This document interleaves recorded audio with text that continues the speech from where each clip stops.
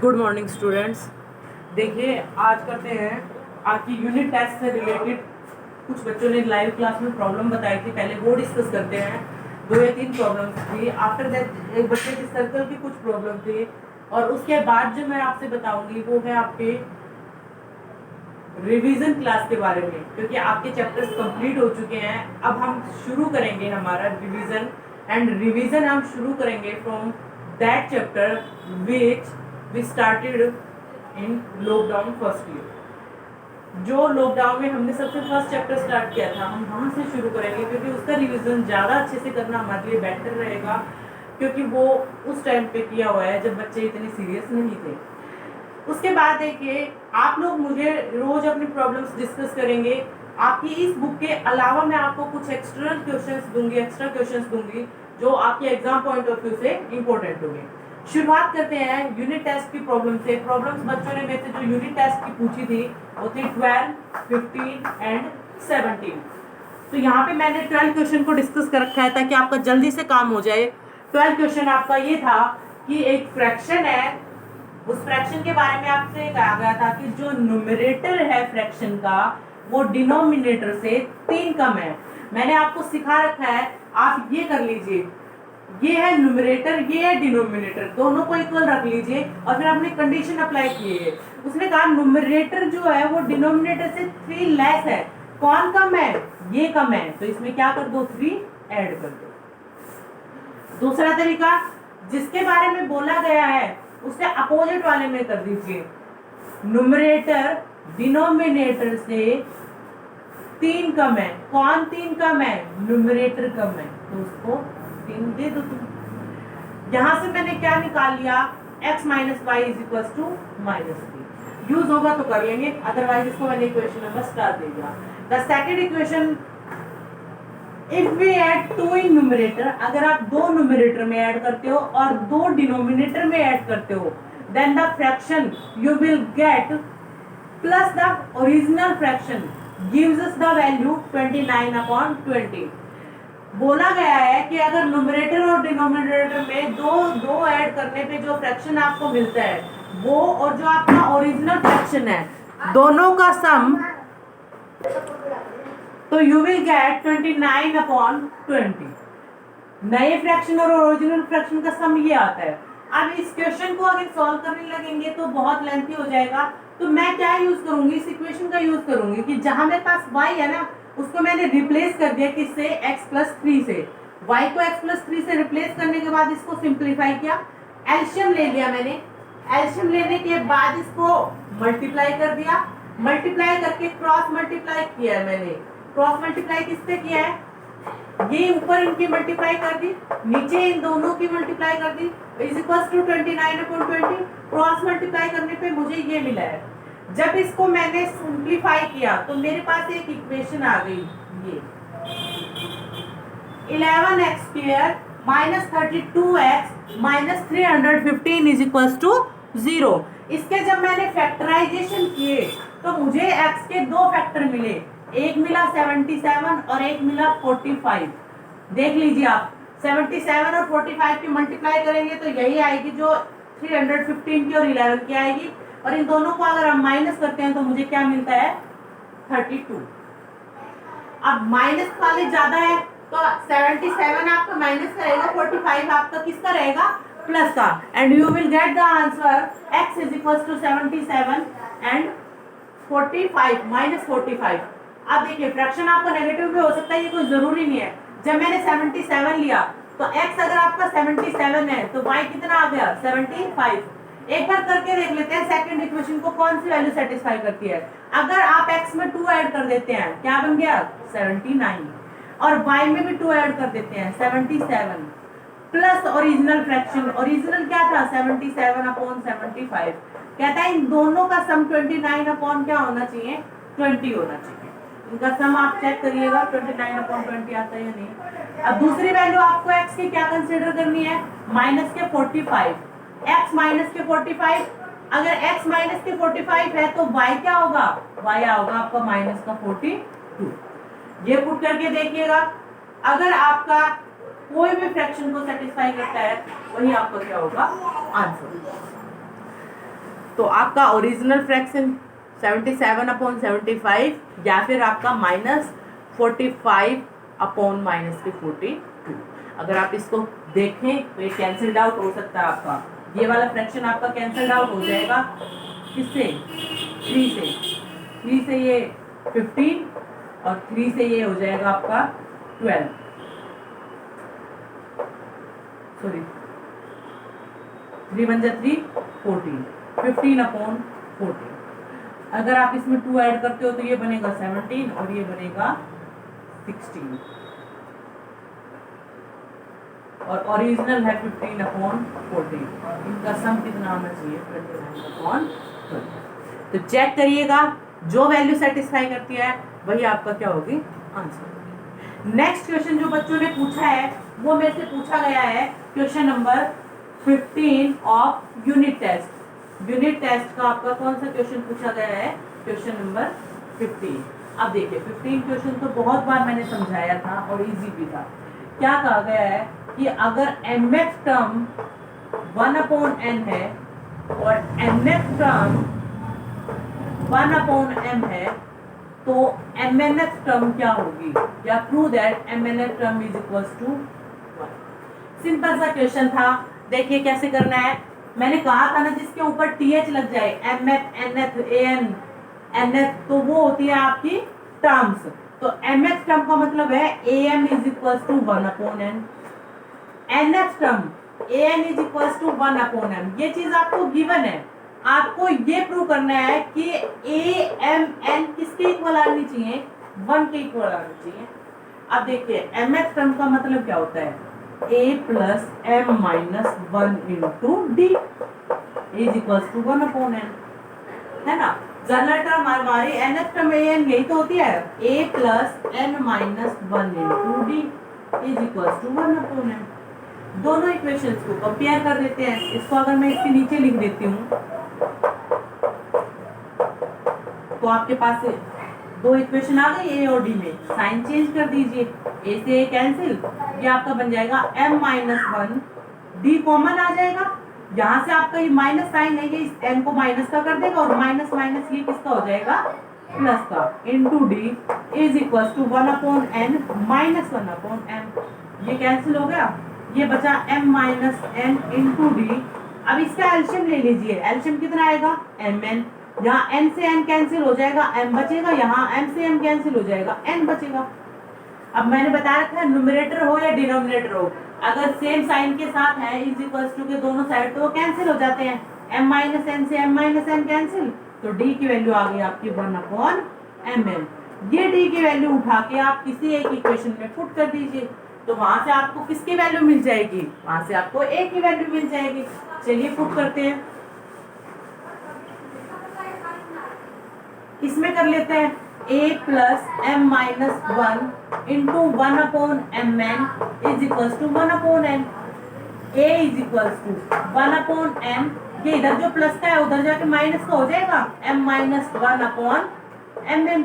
अब इन दोनों का भी तो एलशियम क्या आएगा, mn ही तो आएगा। एलशियम हमेशा क्या होता है, लीस्ट कॉमन मल्टीप्लायर, लीस्ट सबसे कम मल्टीप्लायर, तो कॉमन होता है तो वो ये लिख दिया और ये साथ में अलग से जो होता है वो लिखते हैं हम। n से n कैंसिल, यहाँ पे m, ये mn से mn कैंसिल, ये माइनस अंदर जाएगी तो इसको माइनस का और इसको प्लस का कर देगी, तो ये आपका बच जाएगा m से m कैंसिल 1/mn।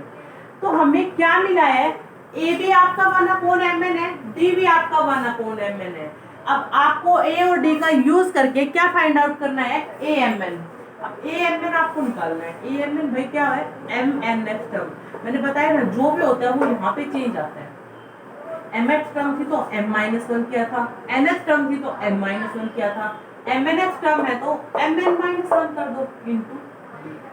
इसको सिंपलीफाई करने पे क्या मिलना चाहिए, 1 मिलना चाहिए, a की वैल्यू पुट कर दो 1/mn प्लस mn - 1, d की वैल्यू भी क्या है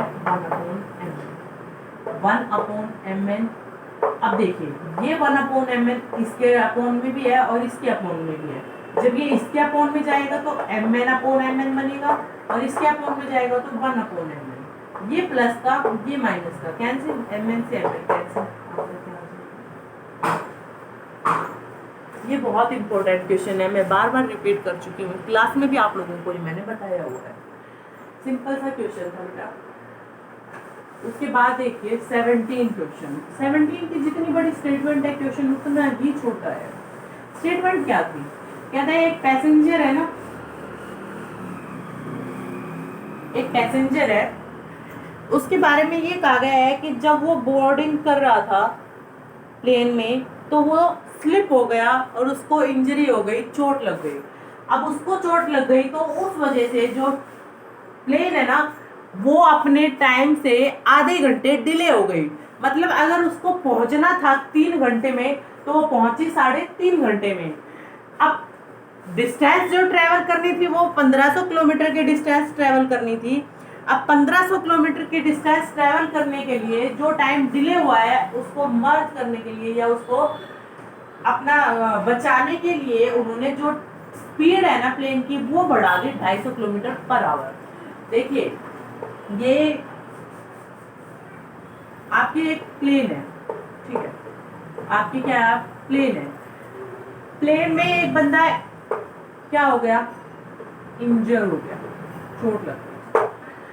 1500 किलोमीटर की डिस्टेंस तय करनी थी। मान लो 1500 किलोमीटर की डिस्टेंस 4 घंटे में कवर कर लेता है और उसकी स्पीड है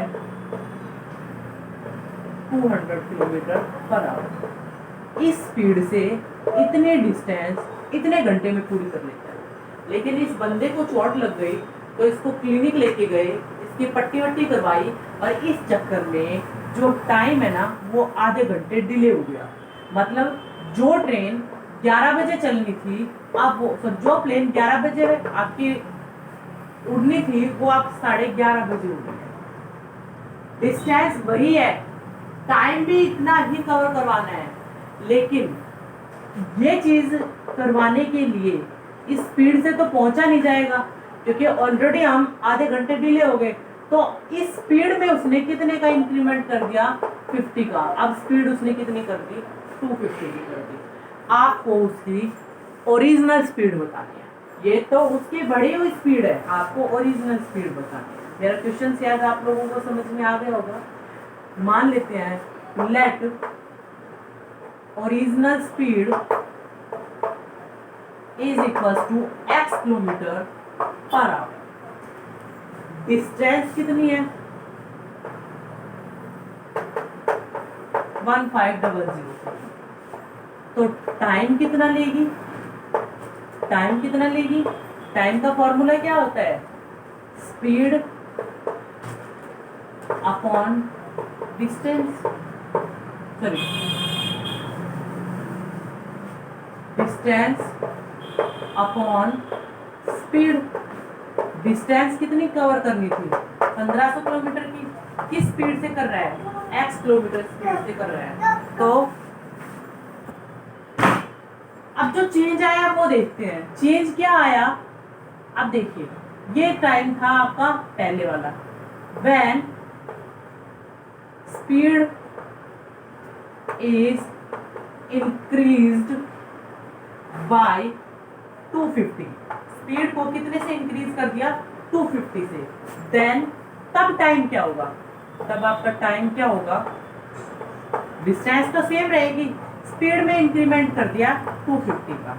अब क्या बात है, जब स्पीड आपकी 250 से इंक्रीमेंट कर दी तब, और जब आपकी ओरिजिनल स्पीड थी तब, दोनों में जो टाइम का अंतर आया है वो हाफ आवर का आया है। तो हम क्या लिखेंगे, ये तो थी आपकी बढ़ने के बाद माइनस ये आपकी ओरिजिनल, और दोनों में जो समय का अंतर आया है वो कितने का आया है, 1/2 का।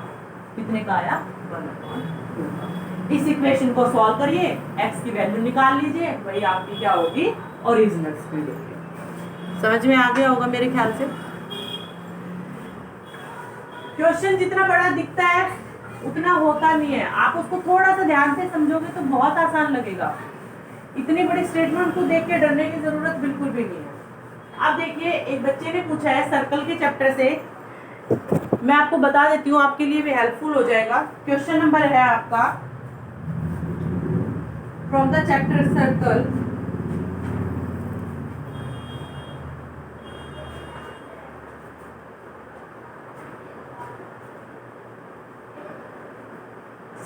जो आपकी एक्सरसाइज 1 है उसका क्वेश्चन नंबर आपका 25 है। देखिए ये आपका क्वेश्चन है, मैं आपको बता देती हूँ कौन सा है। Question number 25 from circle.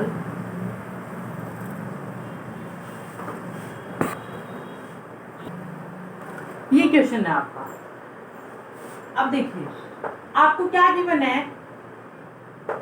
Angle Q P T, angle Q P T आपको गिवन है कितना, 60। एंगल क्यू पी टी आपको गिवन है 60। देखिए यहाँ से एक लाइन जा रही है, ध्यान से देखना बेटा, ये एंगल आपका 60 है। मैंने आप लोगों को शायद एक बात बताई होगी, ध्यान हो तो आपको, कि जो रेडियस होती है ना, radius is always perpendicular to tangent. कि रेडियस और टेंजेंट के बीच में, ये रेडियस है और ये टेंजेंट है, तो इसके बीच में जो ये एंगल बनेगा, ये एंगल आपका कितना होता है, 90 डिग्री का होता है। अब देखिए ये एंगल किस किस को मिलकर बन रहा है, angle O P T, angle O P T is equals to angle O P Q plus angle Q P T. ये एंगल 60 डिग्री का, ये 90 डिग्री का। तो एंगल ओ पी क्यू के बारे में क्या कहोगे आप, कि एंगल ओ पी क्यू आपका कितने डिग्री का हो गया, 30 डिग्री का। मतलब ये वाला एंगल, ये एंगल आपका 30 डिग्री का। अब ध्यान देना, ये भी आपकी रेडियस है, ये भी आपकी रेडियस है। In triangle O P Q, OP is equals to OQ, both are radius. और आपको पता है जब अगर दो साइड्स इक्वल होती हैं तो उनके कॉरेस्पॉन्डिंग एंगल्स भी इक्वल होते हैं। तो अगर ये एंगल 30 का है तो ये एंगल भी कितने डिग्री का होगा, 30 डिग्री का होगा। इस क्वेश्चन में एक पॉइंट नोट करने का ये है कि इसमें हम एक कंस्ट्रक्शन करेंगे। कंस्ट्रक्शन क्या करेंगे कि Q से आप एक लाइन ड्रॉ करोगे और P से भी एक लाइन ड्रॉ करोगे, जो एक दूसरे को सर्कल पे S पे मीट करती हैं, and you will gate SPRQ is a cyclic quadrilateral। SPRQ आपकी क्या है, SPRQ is cyclic quadrilateral। और cyclic quadrilateral की खासियत ये होती है कि उसके अपोजिट एंगल्स का सम 180 होता है। अब ध्यान देना, इस ट्रायंगल में ये 30 डिग्री, ये 30 डिग्री, ट्रायंगल के तीनों एंगल्स का सम कितना होता है, 180। 30 प्लस 30 60, 180 में से 60 गया तो O जो एंगल है आपका, एंगल POQ, वो आपका कितना हो गया, 120। कितना, 120। 9th क्लास में आपने एक थ्योरम पढ़ी थी कि कोई अगर कोड है, वो कोड जितना एंगल आपका सेंटर पे सबटेंड करती है, वो आपका सेंटर के रिमेनिंग पार्ट पे बने एंगल का कितना होता है, डबल होता है। याद होगा, सेंटर पे बना एंगल हमेशा रिमेनिंग पार्ट पे बने एंगल का डबल होता है। If this angle is 120 then this angle is 60। Clear? आपको ये एंगल बताना है, SQRP is a cyclic quadrilateral. In cyclic quadrilateral opposite angles का सम 180 होता है, तो S और R का जो सम है वो कितना होगा, 180। अगर S आपका 60 है तो R आपका कितना हो जाएगा, 120। मेरी बात शायद समझ में आ गई होगी आपको। देखिए ये OP इस PT टेंजेंट पे परपेंडिकुलर है, ये टोटल एंगल 90 है, ये एंगल आपको 60 गिवन है, तो ये बचा कितना है, 30। अगर ये 30 है तो ये भी 30 होगा, क्योंकि बोथ आर रेडियस। अगर ये दोनों 30 है तो ट्रायंगल के तीनों एंगल्स का सम 180 होता है, तो ये एंगल हो गया आपका 120। ये कंस्ट्रक्शन आपको करनी है, और ये कंस्ट्रक्शन ये कहती है कि कोई भी कोड जितना एंगल सेंटर पे बनाती है, वो सेंटर के रिमेनिंग पार्ट पे, सर्कल के सेंटर पे बनाती है, वो सर्कल के रिमेनिंग पार्ट पे बने एंगल का डबल होता है। तो अगर ये 120 है तो ये 60 होगा, और because this is a cyclic quadrilateral then opposite angles का सम 180 होता है, तो अगर ये 60 है तो ये फिर कितना होगा, 120। वो आपको क्लियर हो गया होगा। नेक्स्ट वन देखिए, इसी की सेकंड एक्सरसाइज का बच्ची ने 70 क्वेश्चन पूछा था। मैं डिस्कस कर देती हूँ आपको 70 क्वेश्चन।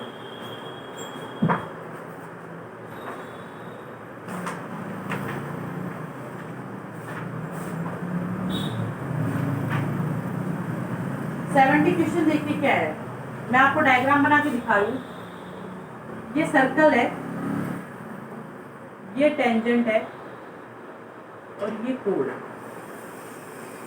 ये सेंटर है, ये इससे ज्वाइन हो रखी है, ये इससे ज्वाइन हो रखी है, ये इससे ज्वाइन हो रखी है, ये यहाँ ज्वाइन है और ये यहाँ ज्वाइन है। इस एंगल के बारे में उसने बोला है 50 और इसके बारे में बोला है 30। This one is 50 and this one is 60।